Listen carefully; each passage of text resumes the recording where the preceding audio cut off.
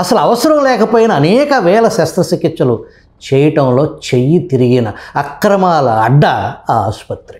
ఈయన గారు కూడా గుంటూరులో పేరు మోసిన వైద్యుడు కావటం విశేషం. రాజమండ్రిలో మరొక నికృష్టుడు గుండె జబ్బు అని వస్తే కిడ్నీ దగ్గర స్టెంట్ మాస్టర్గా పేరు గటించాడు.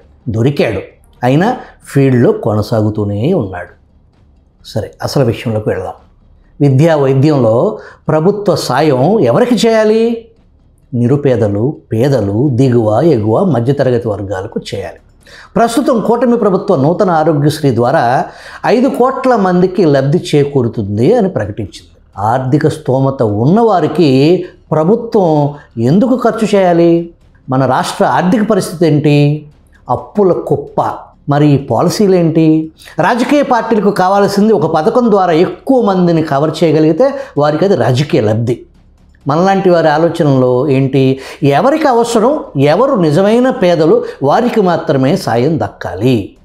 సొంత కారు ఉన్నవారికి ఆరోగ్యశ్రీ కార్డు కలిగిన వారు మీ ఊరిలో ఎంతమంది ఉన్నారో మీకు తెలియదా?